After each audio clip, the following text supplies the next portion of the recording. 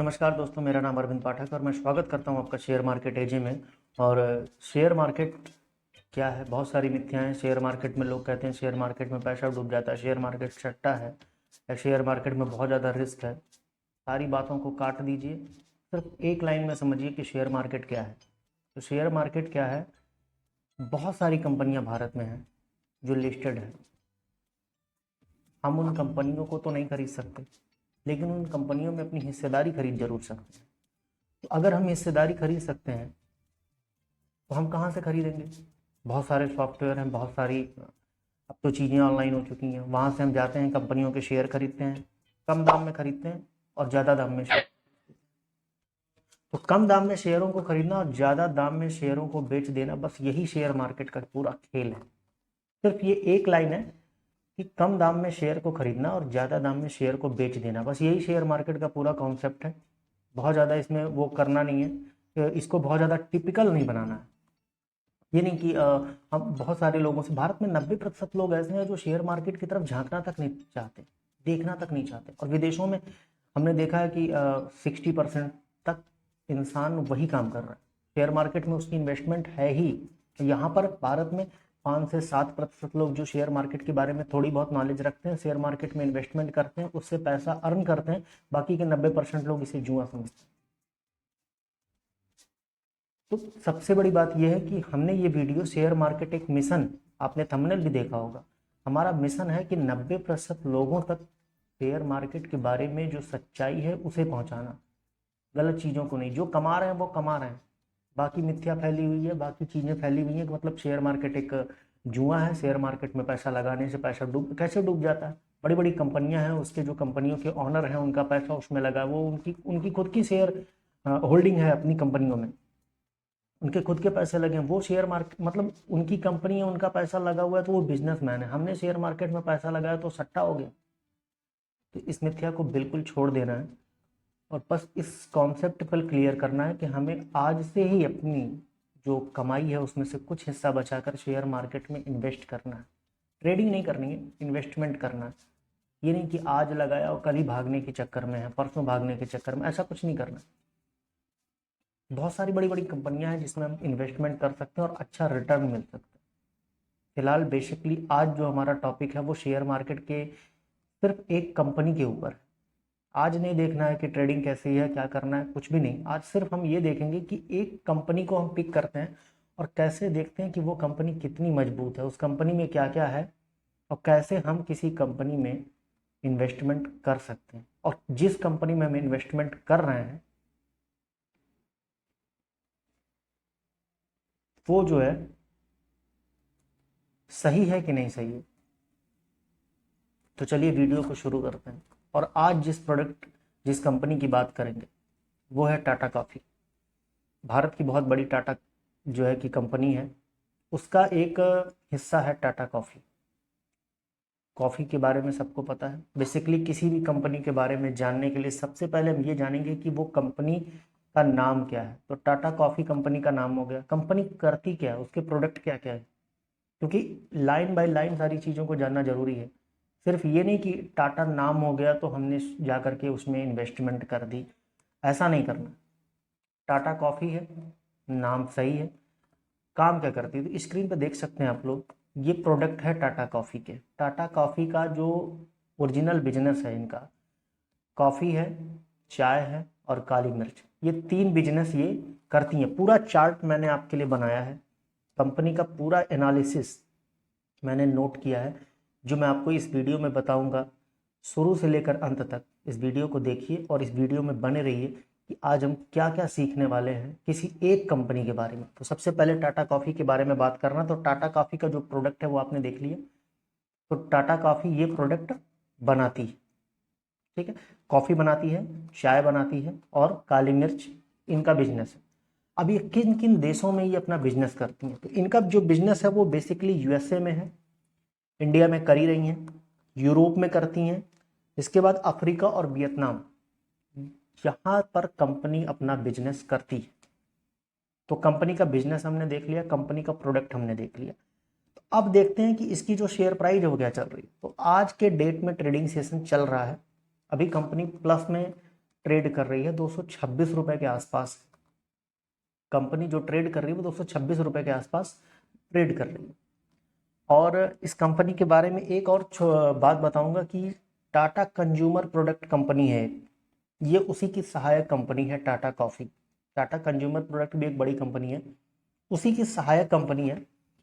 आपकी टाटा समूह की कंपनी होने के साथ साथ ये टाटा कंज्यूमर प्रोडक्ट की सहायक कंपनी भी है।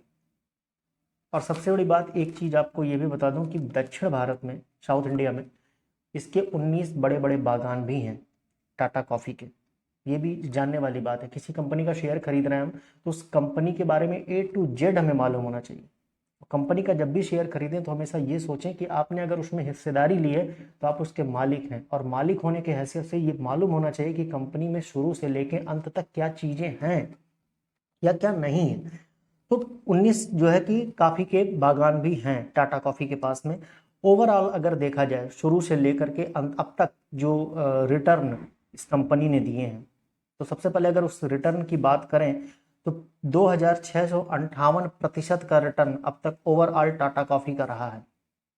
2658% का रिटर्न कंपनी का रहा है। कंपनी का जो 52 वीक का लो और 52 वीक का हाई, जब भी आप किसी सॉफ्टवेयर में देखेंगे, जैसे ग्रो हो गया, जीरोधा हो गया और अपस्टॉक हो गया, एंजल वन हो गया, बहुत सारा, तो उसमें 52 वीक का लो और 52 वीक का हाई दिखाता है। तो जब हम ट्रेडिंग सेशन में ट्रेड करने या कंपनी में इन्वेस्टमेंट करने के लिए जाते हैं तो ये भी हम देखते हैं कि कंपनी अपने 52 वीक के लो के आसपास है या 52 वीक के हाई के आसपास है। तो वहां से भी एक हम आइडिया लगाते हैं कंपनी के रेट का, शेयर का जो प्राइस है उसका। तो 52 वीक का जो लो रहा है कंपनी का वो 181 के आसपास, 181 रुपए 65 पैसे के आसपास रहा है। और इसका जो 52 वीक का जो कंपनी का हाई रहा है वो 254 रुपए 40 पैसे के आसपास है। फिलहाल कंपनी 226 रुपए पे ट्रेड कर रही है। तो अगर हम एक चार्ट सिनेरियो पे देखेंगे तो 181 को हम इधर रखेंगे, 254 को इधर रखेंगे, और बीच में कहीं कंपनी ट्रेड करती हुई नजर आ रही है 226 के आसपास में। तो ये तो छोटी चीजें हो गई। अब इसका फंडामेंटल एनालिसिस करते हैं कंपनी का, कि कंपनी फंडामेंटली कितनी मजबूत है, कंपनी के अंदर क्या चीजें हैं। कोई भी कंपनी खरीदने से पहले, सबसे पहले किसी भी कंपनी का अगर हम शेयर खरीदते हैं तो सबसे पहले कुछ चीजें जानने जरूरी होती हैं। पहली चीज होती है कि कंपनी काम क्या करती है, कंपनी का नाम क्या है। कंपनी 3 कैप में कंपनियों को बांटा जाता है, लार्ज कैप, मिड कैप और स्मॉल कैप। तो अगर हम इस कंपनी की बात करें तो ये स्मॉल कैप कंपनी है। लार्ज कैप कंपनी मतलब 1 से 100 तक जो भारत की टॉप 100 कंपनियां हैं जिनका मार्केट कैप सबसे ज्यादा है, उन्हें 1 से 100 तक के बीच में रखा जाता है, वो लार्ज कैप है। और उसके बाद बीच में जो आती है 100 से लेके 250 तक, वो मिड कैप है। और 250 के बाद भारत में जितनी भी कंपनियां हैं वो जो है कि हमारी स्मॉल कैप कंपनी है। तो टाटा कॉफी जो है वो स्मॉल कैप कंपनी है। अब इसके फंडामेंटल पर अगर नजर डालें तो कंपनी का जो मार्केट कैप है वो 4000 करोड़ से भी ज्यादा है, मतलब 4249 रुपए कंपनी का जो है वो मार्केट कैप है। मार्केट कैप से ही हम अंदाजा लगाते हैं कि कंपनी लार्ज कैप है, मिड कैप है या स्मॉल कैप है। और अगर बात करें मेन चीज, किसी भी कंपनी को खरीदते समय सबसे ज्यादा अगर ध्यान देने वाली चीज है तो कर्ज, कि कंपनी के ऊपर कितना डेट है, कंपनी के ऊपर कर्जा कितना है, उसकी बोरोइंग कितनी है। तो लॉन्ग टर्म में अगर हम देखें टाटा कॉफी के ऊपर कर्ज जो है वो जीरो है। लंबी अवधि के लिए अगर देखें तो उसकी बोरोइंग जीरो है। आप किसी भी साइट पर जा करके इसे चेक कर सकते हैं। और अगर शॉर्ट टर्म में कर्ज की बात करें कि कम अवधि के लिए अगर बात करें तो इसके ऊपर 73 करोड़ रुपए का कर्जा है। तो मतलब देख सकते हैं कि मार्केट कैप इसका जो है 4000 से भी ज्यादा है, 4000 करोड़ से भी ज्यादा है। और शॉर्ट टर्म में अगर इसका कर्ज देखें तो 73 करोड़ रुपए के आसपास। अगर टोटल सरप्लस और रिजर्व देखें, मतलब जो कंपनी के पास मजबूती होती है, 1145 करोड़ रुपए के आसपास है। मतलब 1000 करोड़ से भी ज्यादा के आसपास इसके पास रिजर्व पड़ा हुआ है। मतलब उतनी मजबूत है कंपनी। 73 करोड़ रुपए का अगर कर्ज है इसके पास, तो इसके पास सरप्लस भी 1145 करोड़ के आसपास है। तो फंडामेंटली अगर देखें तो ये कंपनी मजबूत नजर आ रही। इसका जो रिटर्न ऑफ इक्विटी है वो 10% के आसपास है, जो कि थोड़ा सोचने का विषय है। क्योंकि कंपनी, अगर किसी भी कंपनी को हम चुनते हैं तो कुछ लिस्ट होती है, जैसे कंपनी काम क्या करती है, कंपनी का नाम क्या है, कंपनी किस कैप में आती है, कंपनी के ऊपर कर्ज कितना है, कंपनी का रिटर्न ऑफ इक्विटी कितना है, कंपनी का पी रेशियो कितना है, ये सारी चीजें, सारी लिस्ट जो है, ये हम देखने के बाद डिसाइड करते हैं कि हम इस कंपनी में इन्वेस्टमेंट ले सकते हैं कि नहीं। तो अगर हम टाटा कॉफी की बात करें तो इसका जो रिटर्न ऑफ इक्विटी है वो 10% का है, जो कि बहुत अच्छा नहीं है, नॉर्मल है। और इसका जो पी रेशियो है वो 26 है। तो पी रेशियो तो ठीक है कि 26%, 26 के आसपास है, लेकिन इसका जो रिटर्न ऑफ इक्विटी है वो थोड़ा कम है, वो 10% के आसपास है। अगर हम टोटल रेवेन्यू की बात करें इस कंपनी की, और हम इसके टोटल रेवेन्यू को 2015 से लेकर के 2022 तक कैलकुलेट करने वाले, 2015 में कंपनी का रेवेन्यू 1708 करोड़ के आसपास था। इसके बाद 16 में 1570 करोड़ के आसपास हुआ, 17 में 1628 करोड़ के आसपास हुआ, 18 में 1589 करोड़ के आसपास हुआ, 19 में फिर कंपनी का रेवेन्यू बढ़ा है, 1838 करोड़ रुपए के आसपास हो गया। फिर अगर हम 2020 की बात करें तो 1992 करोड़ रुपए का रेवेन्यू कंपनी ने जनरेट किया। उसके बाद 2021 की बात करें, 2021 की बात करें तो 2228 करोड़ रुपए का रेवेन्यू टोटल जनरेट किया कंपनी ने। और अभी के आसपास देखा जाए तो 2389 करोड़ रुपए के आसपास रेवेन्यू है। तो लगभग देखा जाए अगर, तो रेवेन्यू जो है कि वो बढ़ते हुए क्रम में है, मतलब जो है कि बढ़ रहा है, इंक्रीज हो रहा है। और अगर हम कंपनी की इनकम की बात करें, मेन चीज ये भी है, कंपनी चेक करते समय हमें ये भी देखना होता है कि कंपनी का इनकम कितना। तो कंपनी का अगर इनकम देखा जाए तो 2020 में देखा जाए अगर कंपनी का इनकम, तो 82.41 के आसपास इसका 2020 में इनकम था। 2021 में ये फिर बढ़ा, 133 के आसपास पहुंच गया। फिर 2022 में ये 147 के आसपास चला गया, और प्रेजेंट अभी भी 2022 चल रहा, प्रेजेंट टाइम में इसका 164 के आसपास। तो देख सकते हैं हम कि इसकी जो नेट इनकम है वो भी इंक्रीज हो रही है। मतलब कंपनी का मार्केट कैप 4000 करोड़ से ज़्यादा है, कंपनी के ऊपर कर्ज भी बहुत ज़्यादा नहीं है, 73 करोड़ का कर्जा जो है वो शॉर्ट टर्म में है, लॉन्ग टर्म में नहीं है। कंपनी के पास जो बेनिफिट होती है, जो मजबूती होती है, जो रिजर्व और सरप्लस होता है, वो 1100 करोड़ के ऊपर है, मतलब 1145 करोड़ के आसपास है। टोटल रिजर्व भी बढ़ रहा है कंपनी का। उसके बाद नेट इनकम भी कंपनी की बढ़ रही है। ठीक है, तो ये सारी चीजें, लेकिन कंपनी का एक चीज जो नहीं ठीक है वो ये है कि कंपनी डिविडेंड जो है वो बढ़िया प्रोवाइड नहीं करती। कंपनी में अगर अच्छी चीजें भी है तो खराब भी चीजें हैं। और खराब चीजें ये है कि कंपनी डिविडेंड, डिविडेंड मतलब क्या होता है, लाभांश होता है।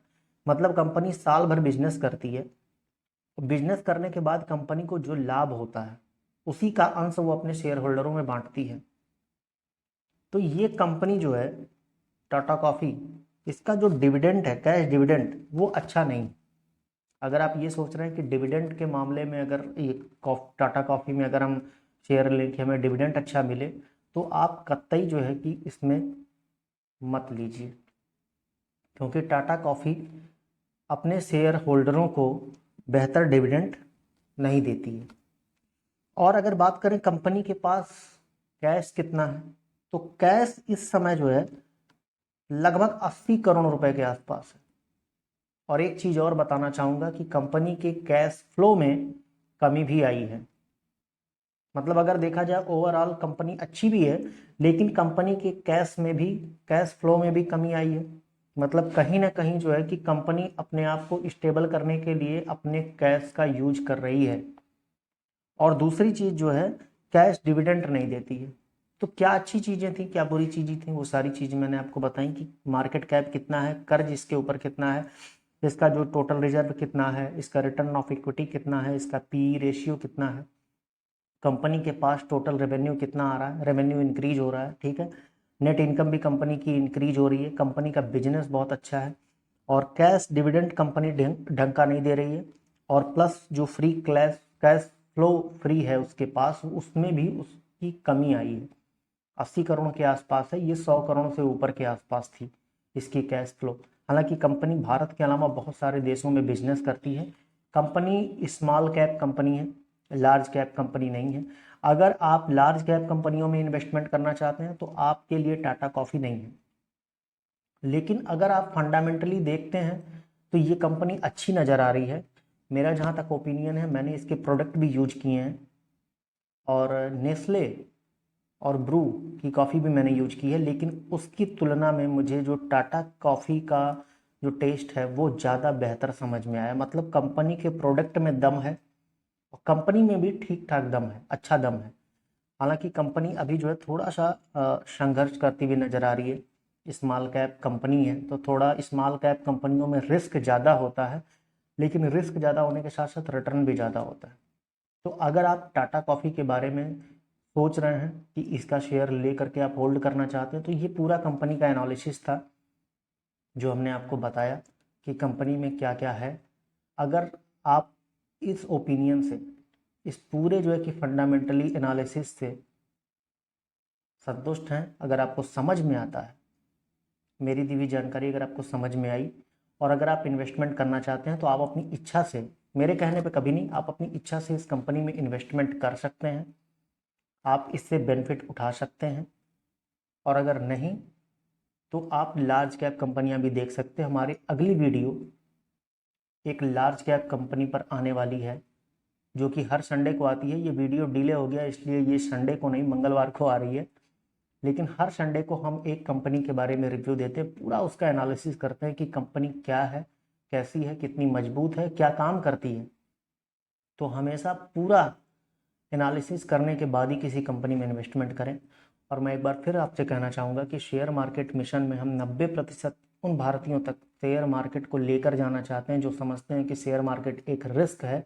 मैं अभी भी आपसे कहूँगा कि शेयर मार्केट रिस्क नहीं बल्कि ये हमारे लिए अपॉर्चुनिटी है, क्योंकि विदेश में बहुत सारे लोग, 60% लोग कम से कम शेयर मार्केट में इन्वेस्टमेंट कर रहे हैं। तो हम पीछे क्यों हैं? तो हमें भी इन्वेस्टमेंट करनी चाहिए, हम भी इन्वेस्टमेंट करें। मेरे साथ जुड़िए, ऐसे ही सभी कंपनियों के बारे में आपको नॉलेज मिलेगी, एनालिसिस भी आप कर सकेंगे मेरे साथ। और डेली जो ट्रेडिंग सेशन होता है शाम के वक्त, मैं उस पर वीडियो बनाता हूँ कि आज का मार्केट कैसा रहा।